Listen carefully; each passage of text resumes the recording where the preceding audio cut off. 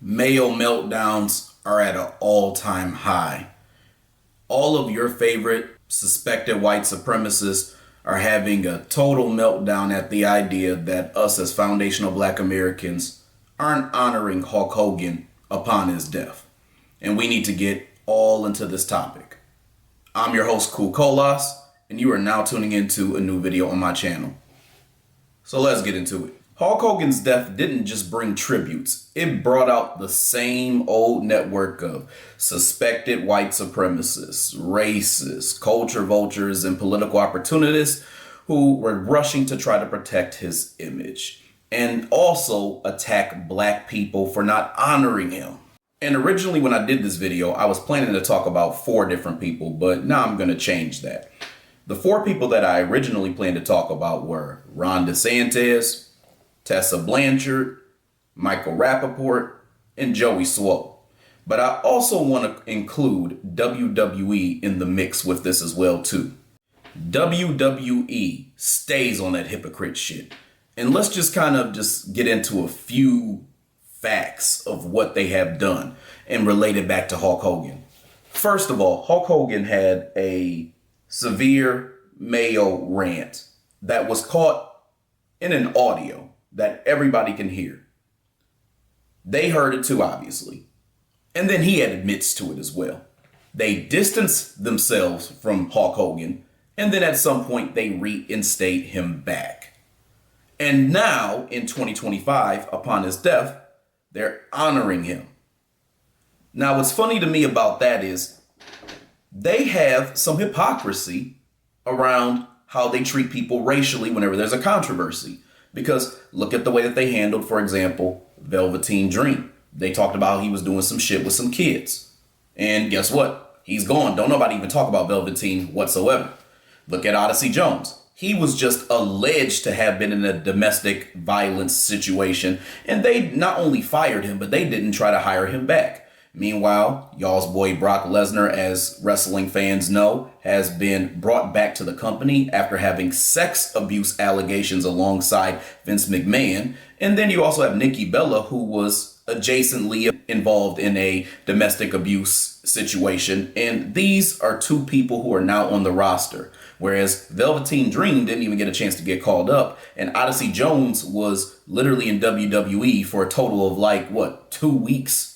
And I just want to make it painfully clear for you male supremacists who are watching this while picking headlights out of your heads.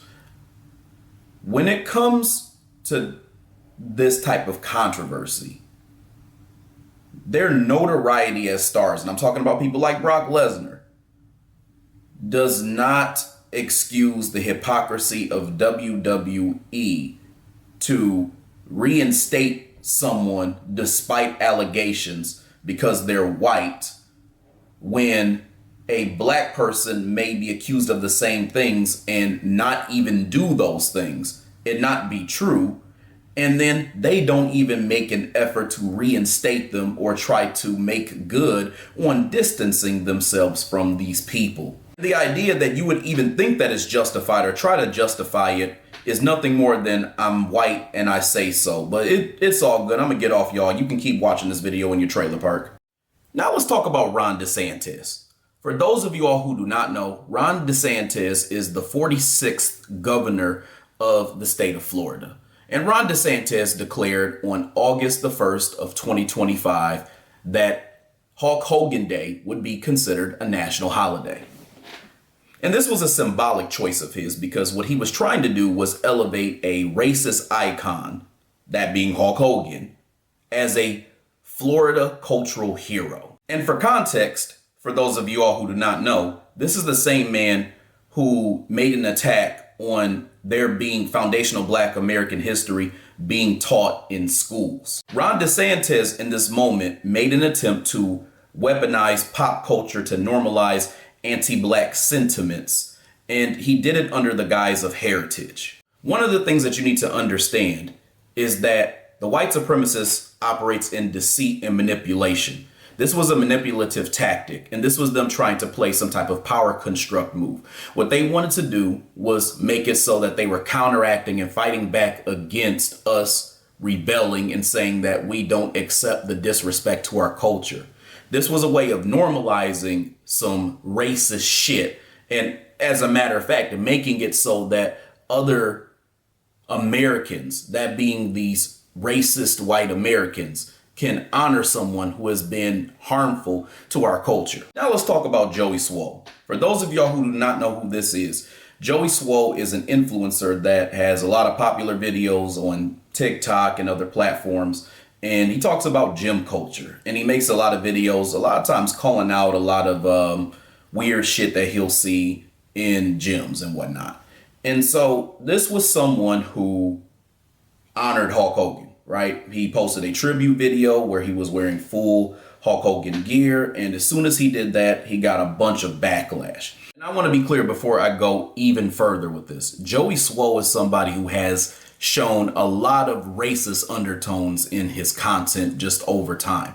And then a lot of it came out really with this whole Hulk Hogan thing. So let's really just kind of take a look at what he did here, and then maybe even some of the stuff that, a lot of people have been kind of noticing.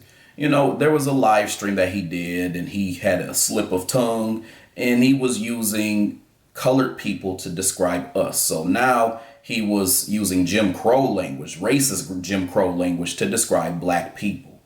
He also deflected the criticism by then trying to say that, what about the black people who are honoring Hulk Hogan? So he tried to do that as well, too. And then you also have in the past where he's criticized or made it a point to try to go out his way to criticize a lot of black women who are creators as well, too. And Joey Swoll was really going through some real changes. I mean, Joey Swoll started off from making racist comments, calling us colored people and shit. And then he had a double down phase. And then he had a phase where he was talking about how he was ignorant of all the history of Hulk Hogan and what he's done. And he made a fake ass apology video. Then he was having some type of Mayo meltdown where dude was talking about how after all the stuff that I've done for people, everybody's going to cancel me. So he had all types of shit going on. I mean, this dude couldn't keep his shit together. Then you had y'all's girl, Tessa Blanchard. For those of you all who do not know, Tessa Blanchard is a wrestler. So us in the wrestling world are very hip to who she is and what she's done. Tessa Blanchard was also defending Hulk Hogan. And she said this, and I quote, "I'm not going to sit here and act like Hulk Hogan was perfect. None of us are. But people love to jump on that, to pick people apart and have their worst day define them for the rest of their lives. And sometimes it's like they forget the human underneath it all." So let's really break down what this man-looking skeezer just said. She first said, and I want to go through each part individually, "I'm not going to sit here and act like Hulk Hogan was perfect." Well, of course you have these same sentiments because you did the same shit that Hulk Hogan did, and you're getting the same treatment that Hulk Hogan is getting. And when you finally pass on and your mayonnaise expires, we're going to give you the same treatment, but you're just going to be less talked about because you're a nobody. Hulk Hogan was pretty known, but a whole lot of people don't really know about your ass. A lot of you white supremacists love to do this thing where you make it seem like racism is a mistake. And you're doing that because you're trying to mitigate the impact of racism itself. Racism is not a mistake. You did the shit on purpose. You had purposeful intent. And also, too, when you did it in private, you thought you were going to get away with it and you thought that that shit was cool. But what it reveals is how you think and the way that you want to treat someone because of the fact that they are black. Now, another thing she said is none of us are. Now, let's just really take a look at this, because a lot of you suspected white supremacists like to make it seem like being racist is just a kind of a regular thing that, is a character flaw. It's not a damn character flaw. You are making a systemic practice known for the purpose of survival. That's the reason why you're racist in the first place. This is a very purposeful intent. Being racist is not the same thing as cutting somebody off in fucking traffic. So get a goddamn grip. Next part she said was, but people love to jump on that, to pick people apart and have their worst day define them for the rest of their lives. Tessa Blanchard, this is you on your best day and your worst day. You are a racist on your worst day and your best day. This is not a character flaw. This is not a schizophrenic moment. This is not a manic moment. This is not a moment of crises that just happen out of the blue. This is who you are through and through. And then she also said, and sometimes it's like they forget the human underneath it all. The human underneath it all ain't shit. Because if I recall, I don't remember you ever apologizing about the shit that you said. Let alone atoning for the shit that you actually did. So let's be clear. The human underneath ain't shit. And I also want to be clear. And I want to go back to the line where you said the worst day defines them for the rest of their lives. No. Who you are as a racist defines you for the rest of your life because of the choices that you made. And also going forward, the choice of not atoning for what you have done. You don't get to just be racist and then just say, we're just going to scrub it all away that happened in the past. You don't get to do that shit. Once a racist, always a racist, especially if you don't go and atone for the shit that you did. So if you don't want that label, then you need to do something to atone for it instead of just bitching with your handsome Squidward looking ass.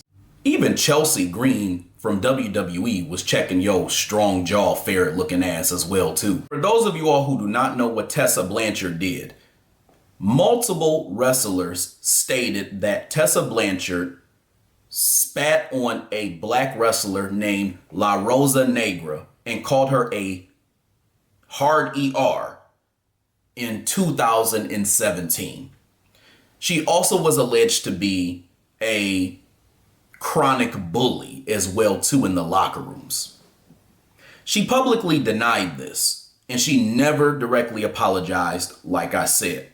But it's interesting that she made such a defensive comment when it came to Hulk Hogan and people attaching something to his name.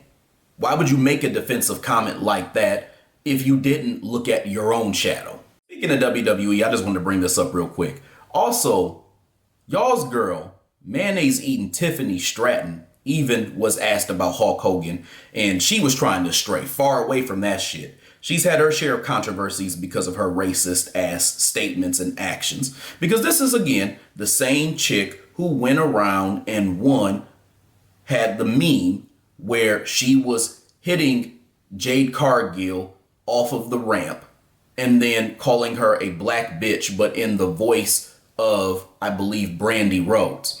And then she also later, not too long ago at that, called a black man in the audience a boy. So she's trying to stay far away from these controversies. But I don't know why, because WWE, once again, protects racist ass people like this when they commit these different types of actions. You know, this is the same chick. And I just think about Tiffany and her whining about the incident where, she had the road rage incident and she got her face stomped out. She should have got her face stomped out by a black bitch. And then you got everybody's favorite culture vulture, not Vlad TV, Michael Rappaport. Michael Rappaport was someone else who was defending Hulk Hogan. And this is a man who literally posted a tribute for Hulk Hogan and claimed later that he didn't know about the racist tape that Hulk Hogan had done. This is a man who has a history of racially insensitive takes. So him saying that he doesn't know about Hulk Hogan's history of being racist is, one, a pattern, and two, some false shit. Let's just be real. I mean, this is a man who also, too, has gone out of his way to attack a lot of black public figures like Kevin Durant, but then turns around and tries to make it seem like he's a white ally. By the way, I noticed a pattern amongst the people who I just criticized. Most of them have a habit of trying to emulate and mock foundational Black American cadences, if you really think about it, either in language, behavior, vernacular, whatever it is. Notice that in some way, most of the people I named, minus Ron DeSantis, try to mimic us in some way. Joey Swoll will sometimes lean into street slang and he tries to put on this kind of tough guy cadence that's really not his background. And, in these call out videos, he tries to kind of, again, he shows undertones of trying to steal kind of our vibe just with what he's doing. And even just the name Swole, it sounds like some shit that we would say in our culture to begin with. Tessa Blanchard has adopted a lot of the mannerisms, the promo cadence, and also like the in-ring swagger of a lot of black wrestlers. And she's even adopted the persona of some of the wrestlers that she's been known to actually disrespect backstage in general. So this is just a big thing for her. How are you going to sit there and adopt the behavior of a group of people who you have disrespected and have shown to hate? And I don't think I even really need to talk about Michael Rappaport. He's probably the most obvious example of everybody who I just named. Michael Rappaport has done everything from, trying to reference hip hop, trying to act like he's down with black culture and all this other stuff, and trying to, again, adopt our cadence in some way in his speech, his vernacular, and his behavior as well, too. But then he has a lot of vitriolic energy when it comes to, talking about black culture. And he's also a hypocrite, too, when it comes to the activist piece of it, because a lot of times he'll leverage his Jewish identity and talk about experiences with having prejudice as somebody who is Jewish, but then won't call out bigotry or racism when it comes to black people. He doesn't really actually speak up for black people whatsoever. He just emulates the culture like every other culture vulture. This is the type of dude that will host a Def Jam comedy roast, but then will turn around and then wear a MAGA hat at Thanksgiving dinner. And that's one of the things that y'all have to understand about these yo, homie, yos. A lot of these suspected white supremacists, which that's what they are, love to emulate black culture as a means of stealing it and as a means of trying to co-opt it. But they have no means of trying to give back to the culture that they actually steal from. This goes back to that intellectual property theft issue that I had talked about with black people a while ago. A lot of times they will take things that we just simply do, say, in the ways that we behave and the things that we create, and they'll try to put their own stamp on these things as if they're the ones who actually legitimized it, made it official, and then did something special with it. And then all of a sudden it'll be a thing that's not bred from foundational black American culture. It's something that everybody does. So that's what they try to do. These are some of the most vile, sneakiest, racist, and hateful bastards that you will deal with out of all suspected white supremacists. And they will all do it under the guise of acting like they're your damn friend. But wait till something happens like Hulk Hogan dying and their true colors will come out. And these are the people that you Negroes are inviting to the cookout. Shame on you. You butter biscuit eating Sambos. All right, y'all. I hope you enjoyed this video. I hope you enjoyed what I had to say, and I'll definitely have more to come in the future, so make sure you stay tuned. In the meantime, I would love it if you like this video, subscribe, share it, and hit the bell icon so you get notifications for whenever I come out with new content on this channel. Other than that, I'll talk to y'all later. Peace out, y'all.